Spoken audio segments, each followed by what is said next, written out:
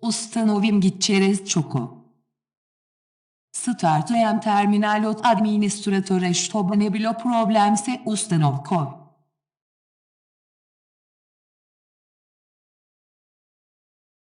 Projerim ustanovljen git. Git ještě neustanovljen.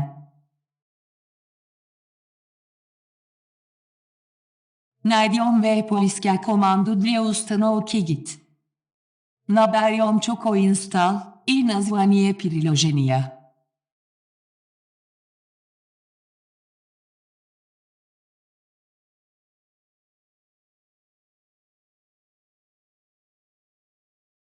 Вот команда для установки. Но это может принимать аргументы.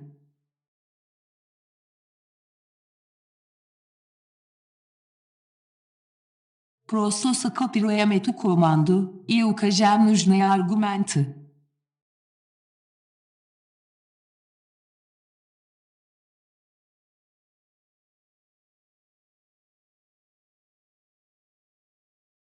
Нам нужно добавить git ve Windows terminal и установить Visual Studio Code Default редактором.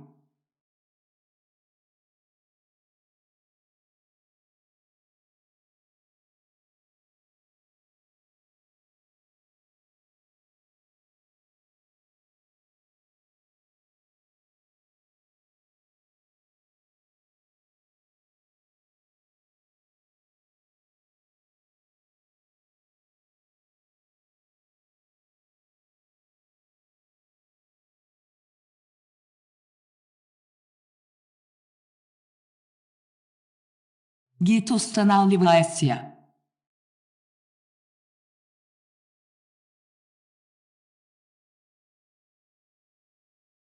Naberjam ga.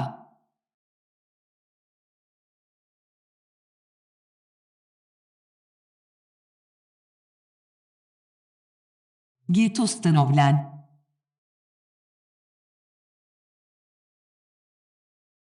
Projerim ustanovku git. Нужно перезагрузить терминал.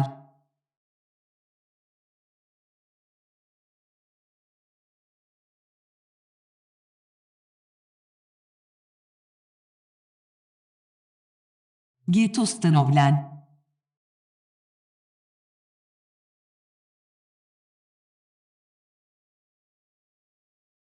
Teper uznajem što ustanovilo svepat. Naberjam jemvi.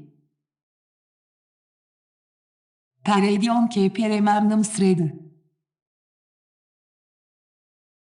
Узнаем, что веб-от пользователя.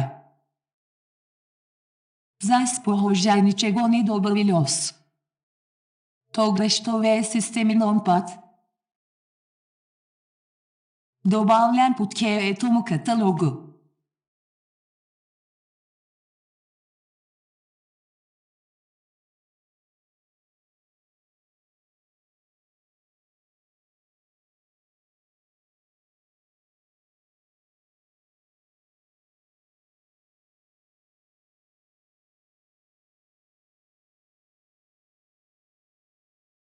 Здесь доступны эти команды, программы.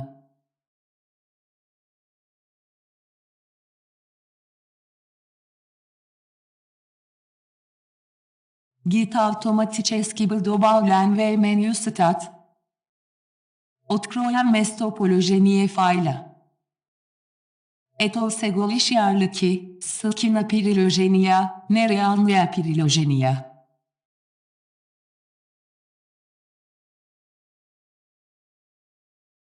Но можно добраться до реального приложения, нажав на ссылку, открыть местоположение файла.